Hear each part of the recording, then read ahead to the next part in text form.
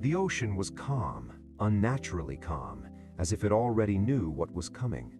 Long before the sun appeared, a pale blue glow hovered above the horizon, barely touching the surface of the water, while the coastal military base remained half asleep under towering floodlights and humming radar towers. This was the hour when the world felt suspended between peace and chaos, when even seasoned soldiers felt a quiet tension crawl beneath their skin. On the docks, steel warships stood motionless, their dark silhouettes reflected in the water like shadows waiting to come alive.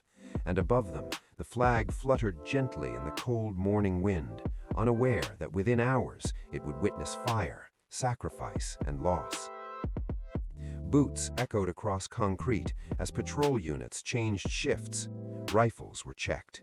Radios crackled softly. Somewhere deep inside the command building, monitors glowed with live satellite feeds and encrypted signals, numbers scrolling fast enough to make a civilian dizzy. Every man and woman inside the base sensed it. This was not a routine morning. This was the kind of silence that only existed before history was written in blood. Captain Daniel Carter stood alone on the observation deck, his hands resting on the cold metal railing as his eyes remained fixed on the endless sea. He had seen this view 1,000 times, but today it felt different. The ocean no longer looked like water. It looked like a battlefield waiting to awaken. Carter was in his early 40s, tall, broad-shouldered, his face marked by years of command and decisions that had cost lives. The lines near his eyes weren't from age, they were from watching men die under his orders. He didn't talk about it. He never did. Leaders weren't supposed to. Behind him, the base was slowly coming alive, but Carter stayed still. He remembered another dawn, years ago, in a different ocean, a different war, when the same silence had fooled him into believing things would go according to plan. They hadn't. They never did. Inside the operations center, Lieutenant James Rowan adjusted the strap on his tactical vest while scanning the briefing room. He had arrived only 12 hours earlier from the United Kingdom, flown in under strict secrecy, his mission orders sealed until touchdown. Rowan was younger than Carter, leaner, sharper, with the calm confidence of a man who trusted preparation more than luck. His reputation preceded him, elite naval warfare specialist, master tactician, the kind of soldier sent where diplomacy had failed and hesitation meant death. Large digital maps covered the walls, showing coastlines, shipping lanes, and red zones marked with classified symbols. Officers from multiple units filled the room, their low conversations stopping instantly when the lights dimmed. The screen at the front of the room changed, revealing satellite images of open waters beyond international borders. "This is not an exercise," the commanding officer said firmly. "What you are about to see is classified at the highest level." The images zoomed in, enemy ships moving in coordinated patterns, submarines slipping beneath the surface, unidentified aircraft refueling mid-air. The intelligence confirms a hostile fleet preparing for a coordinated strike on Allied naval routes. If successful, global shipping collapses, civilian casualties follow, and the region plunges into open war. A heavy silence filled the room. Rowan's jaw tightened. Carter stepped forward from the shadows, his presence commanding instant attention. This was the first time the two men locked eyes, an unspoken recognition passing between them. Different flags, same war. "The coastal base is the key. They're testing our response time. If we fail here, we fail everywhere." Orders were issued swiftly. Naval squadrons mobilized, air wings prepared for launch, ground teams were placed on high alert. Outside, engines roared to life as the sun finally crested the horizon, bathing the base in golden light that felt almost cruel in its beauty. As ships began to move, sailors exchanged glances, some confident, some afraid, all aware that by nightfall, not everyone would return. Rowan boarded his assigned vessel, running one last systems check while recalling his father's words before his first deployment. Bravery isn't the absence of fear, it's choosing to move forward despite it. Carter watched the fleet depart, the water breaking around steel hulls like a promise and a warning combined. He lifted his radio, his voice steady, controlled. "All units, this is Captain Carter. We move together, we fight together, and we bring everyone home." The ships pushed forward into open sea, unaware that beneath the calm surface, enemy submarines were already adjusting their positions.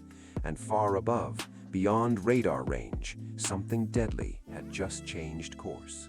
The fleet moved deeper into open waters as the coastline slowly disappeared behind them, swallowed by distance and mist. And with every nautical mile attained, the sense of isolation grew heavier, because out here there would be no reinforcements arriving quickly, no second chances, only steel, training, and the will to survive. The sea remained deceptively calm, waves rolling gently against the hulls as if mocking the tension building inside every ship, while beneath that calm surface, sonar operators stared at their screens, ears straining through layers of static and ocean noise, waiting for the one signal that would change everything. Lieutenant James Rowan stood inside the command compartment of his vessel, eyes locked on the tactical display, watching friendly markers advance in perfect formation. His voice was calm as he coordinated with Allied units, but his mind was racing, replaying fragments of intelligence briefings that didn't sit right with him.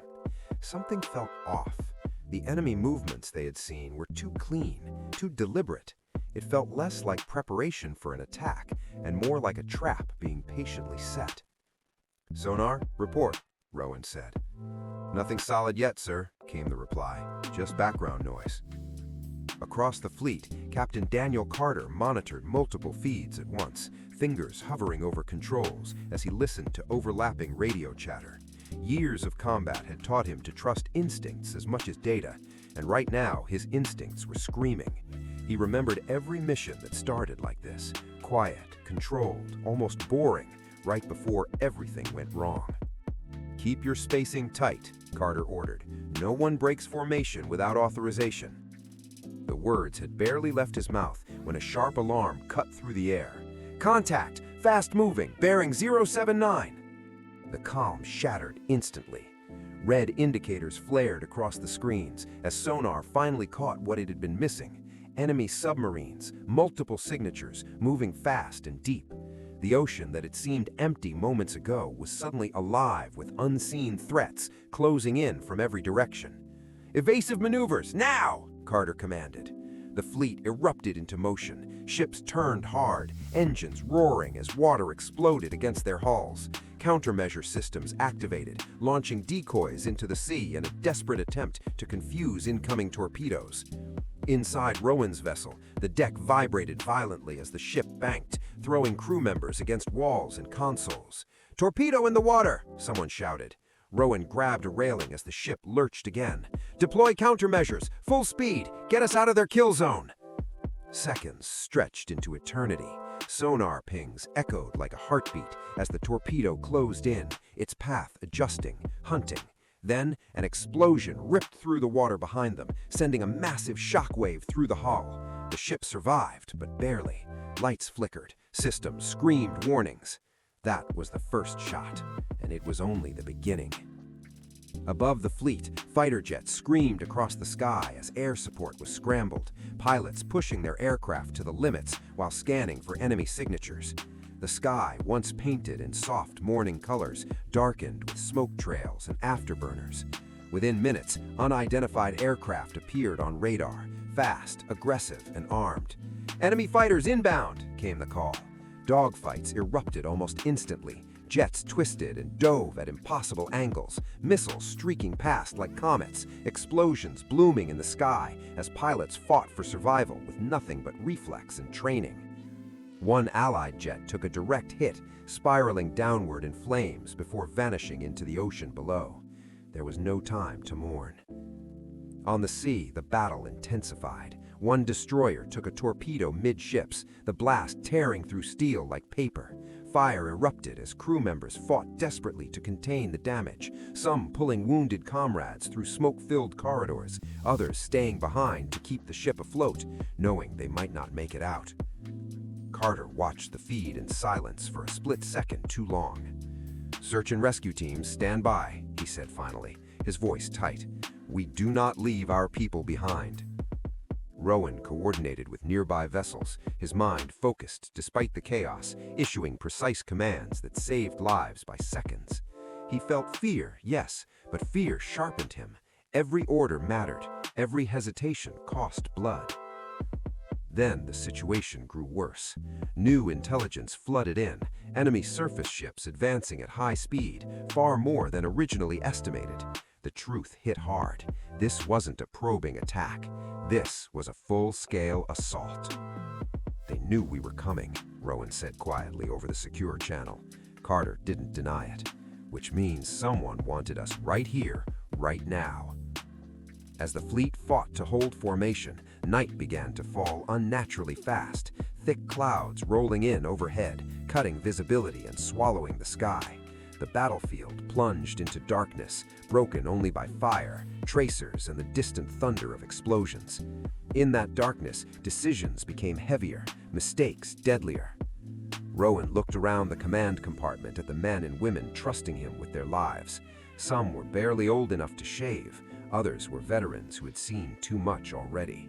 He felt the weight of responsibility press down on him, harder than any enemy fire. "Hold the line," he said firmly. "We're not done yet." But deep beneath the waves, something massive shifted position, something far more dangerous than anything they had faced so far. And none of them saw it coming. Darkness settled fully over the ocean, thick and suffocating, as if the night itself had chosen sides, and with visibility reduced to fragments of fire and flashing instruments, the battlefield transformed into a realm of uncertainty where every shadow could mean death. Waves slapped violently against the hulls of the remaining ships, rain beginning to fall in cold, sharp sheets that blurred vision and drowned sound, while lightning cracked across the sky, briefly illuminating scenes of chaos, burning vessels, drifting debris, and men fighting desperately to keep steel afloat against forces determined to drag them under. Inside the command center, Captain Daniel Carter's eyes were fixed on a single sonar display that refused to make sense. The signal was enormous, too large to be a standard submarine, too controlled to be a geological anomaly. It moved slowly, deliberately, circling the Allied fleet like a predator testing weakened prey. "Sonar, confirm contact," Carter said, his voice low. The operator swallowed. "Sir, it's real, and it's big."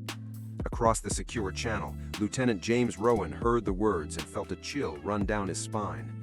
He had trained for worst-case scenarios, studied classified enemy capabilities that most soldiers never knew existed. But this wasn't in the briefings.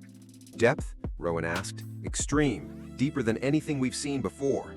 The realization hit hard. Whatever was beneath them wasn't just another attack submarine. It was a strategic weapon, something designed not just to fight, but to end wars in a single decisive strike. The sea erupted without warning. A shockwave rolled through the water as a massive explosion detonated far beneath the surface, powerful enough to be felt across multiple vessels. Systems screamed, compasses spun wildly. One cruiser lost power entirely, drifting helplessly as waves slammed into its side. Crew members were thrown to the deck, some injured, some unconscious, all terrified. "Damage control teams, report in," Carter barked. Rowan braced himself as his ship shuddered violently. Lights went out, plunging the compartment into red emergency glow. He steadied his breathing, forcing calm into his voice. "All hands, maintain stations. We are not sinking today." As engineers fought to restore power, fragments of intelligence finally surfaced, encrypted data pulled from a damaged enemy drone recovered earlier in the chaos. Analysts rushed the information through, their voices strained with urgency. "Captain," an officer said, "we're identifying the contact. It's an experimental deep-sea command submarine, long-range strike capability, autonomous support drones." Carter's jaw tightened. A ghost ship. Rowan exhaled slowly. He had heard rumors, whispers buried deep within classified circles, but no one had ever confirmed their existence. A vessel that could remain submerged for weeks, strike without warning, and vanish before retaliation. "And it's right under us," Rowan said. The ghost submarine launched again. This time, it wasn't torpedoes. Long-range underwater drones surged upward like metallic sharks, slicing through the sea toward their targets. Defensive systems activated instantly, firing countermeasures in all directions as explosions rocked the ocean's surface. One drone slipped through, detonating beneath a nearby ship, splitting it nearly in half. The screams that followed cut through the storm. Carter closed his eyes for a fraction of a second. Then he made a decision.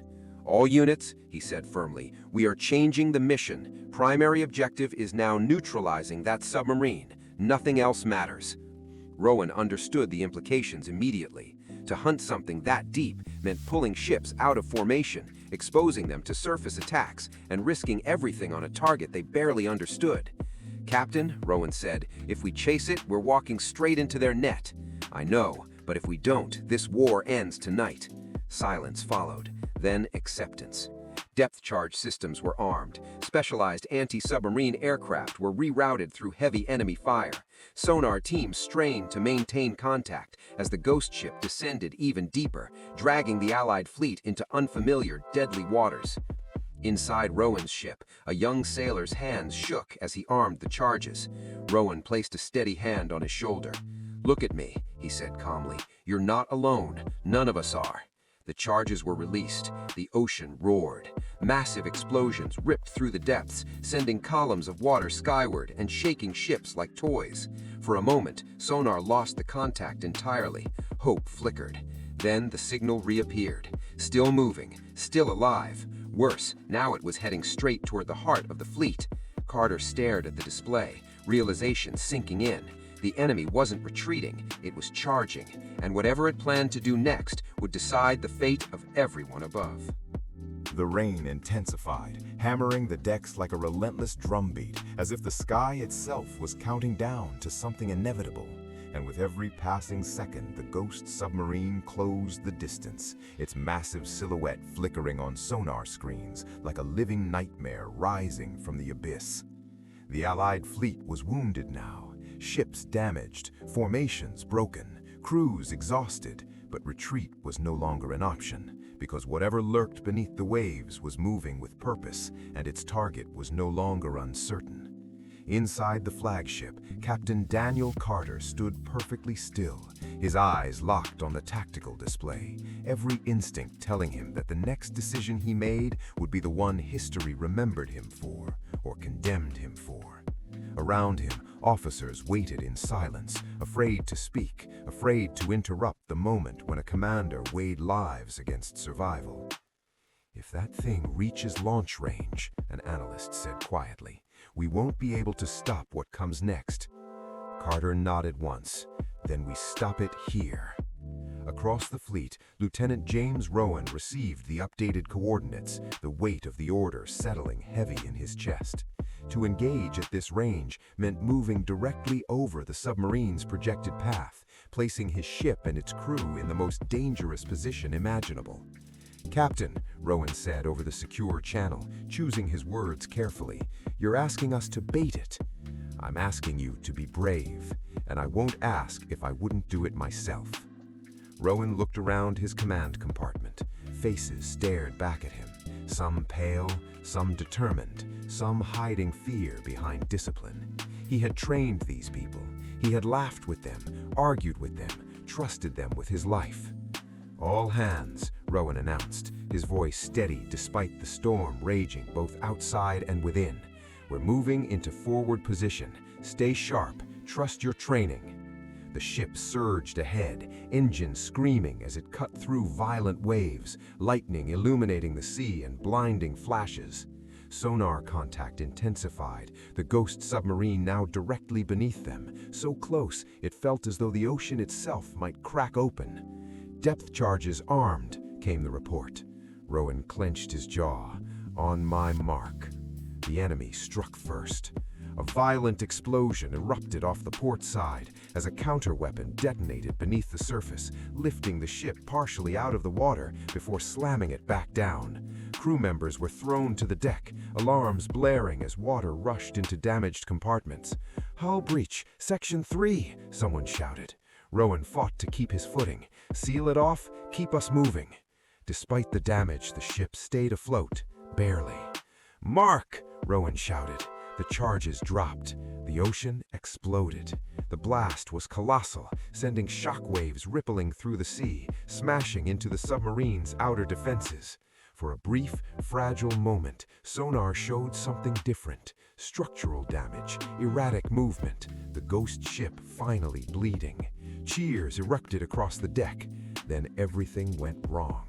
The ghost submarine released its payload. Long-range ballistic missiles burst upward from the depths, piercing the ocean's surface like spears of fire, their engines igniting as they clawed toward the sky.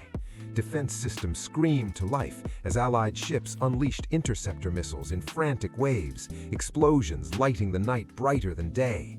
"Incoming! Multiple launches!" Carter shouted. The sky became a battlefield of its own. Missiles colliding mid-air, debris raining down into the sea, shockwaves rocking every vessel. One missile slipped through the defensive net, detonating close enough to knock an Allied destroyer offline, leaving it drifting helplessly amid fire and smoke. Carter's hands tightened into fists.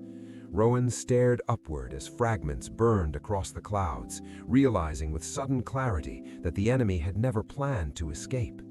"This was a suicide strike," Rowan said softly, "and we walked straight into it." But even damaged, the ghost submarine was slowing, its movements growing erratic as pressure and damage took their toll. It was wounded, dangerously so. "Captain," Rowan said, voice firm again, "we have one chance left." Carter didn't ask what it was. He already knew. "Do it," he said. Rowan turned to his crew. "Prepare final deployment." As the storm raged overhead and the ocean churned violently below, Rowan's ship positioned itself directly above the dying giant beneath the sea, ready to deliver the final blow, even if it meant going down with it. This was the point of no return.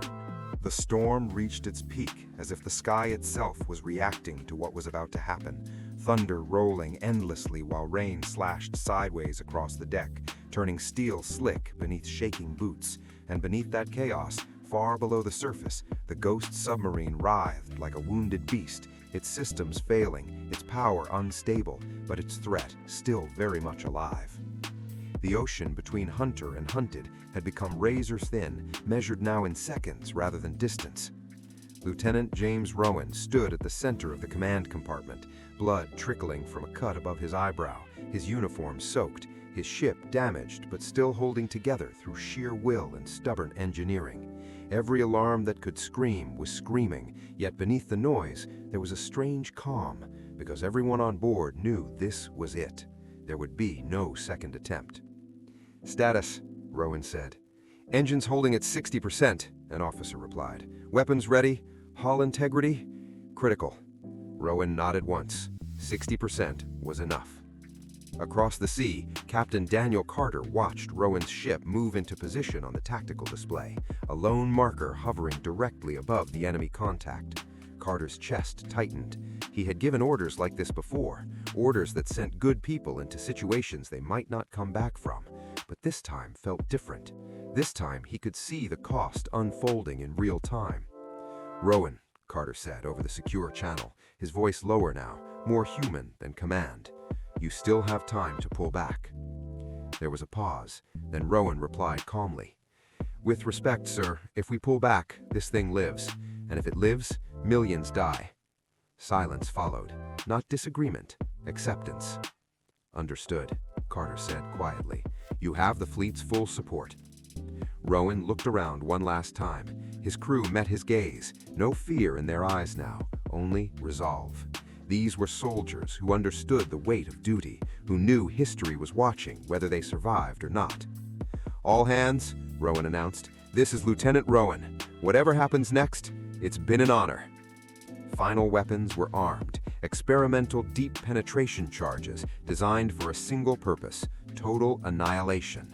They were not meant to be used at this range. No one had ever tested them this close to the surface. The ghost submarine reacted.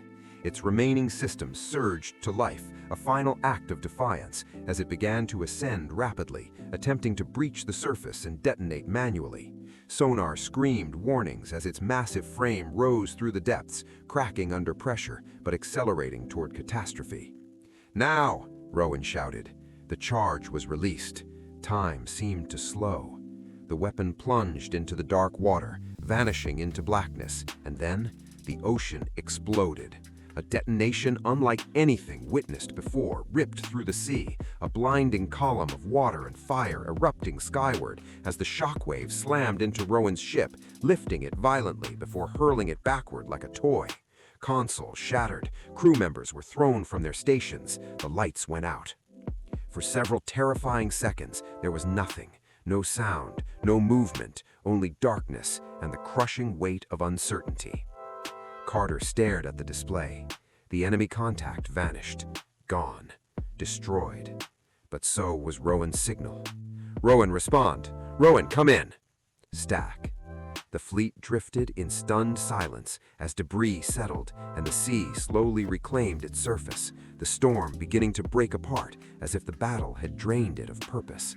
Fires burned on damaged ships, but the missiles were gone, the threat erased. Minutes passed. Then, "Signal reacquired," an operator said, disbelief in his voice. "Weak, but it's there." Carter exhaled a breath he didn't realize he was holding. Rowan's ship emerged from smoke and mist, scarred, barely afloat, but alive. Cheers erupted across the fleet.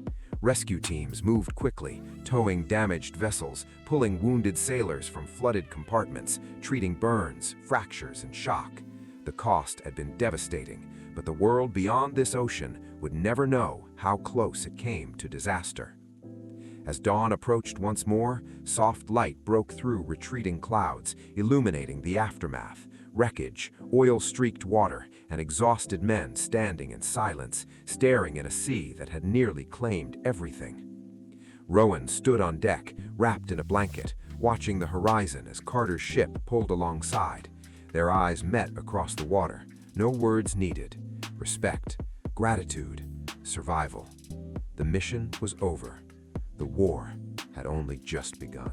The sea was quiet again, unnervingly so, as if it were trying to erase all memory of what had just happened, smoothing its surface over fire, blood, and twisted steel, while the first light of dawn spread softly across the horizon, revealing the true cost of the night's battle. Smoke drifted low over the water. Debris floated silently. Rescue lights moved like distant stars as damaged ships struggled to stay afloat, and exhausted sailors worked side by side, no longer as units or nations, but simply as survivors. Lieutenant James Rowan sat on the edge of the deck, his back against a scorched bulkhead, hands trembling now that the adrenaline had finally drained away.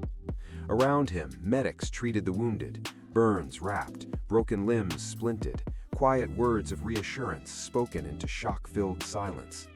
Some sailors stared blankly into nothing, others whispered prayers, and a few wept openly, mourning friends who would never see another sunrise. Rowan closed his eyes for a moment, replaying the explosion again and again, the sickening feeling of weightlessness as the ship was thrown by the blast, the certainty, absolute and undeniable, that he was about to die. He had accepted it in that moment. What unsettled him now wasn't fear, it was survival. Captain Daniel Carter boarded Rowan's ship shortly after sunrise, stepping carefully across damaged decking, his boots crunching against broken glass and metal fragments. He stopped when he saw Rowan rise unsteadily to his feet, both men regarding each other in silence before Carter finally spoke. "You shouldn't be standing," Carter said. Rowan gave a faint, tired smile.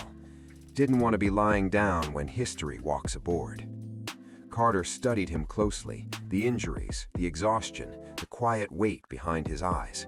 "You saved millions of lives last night." Rowan looked past him, out at the sea.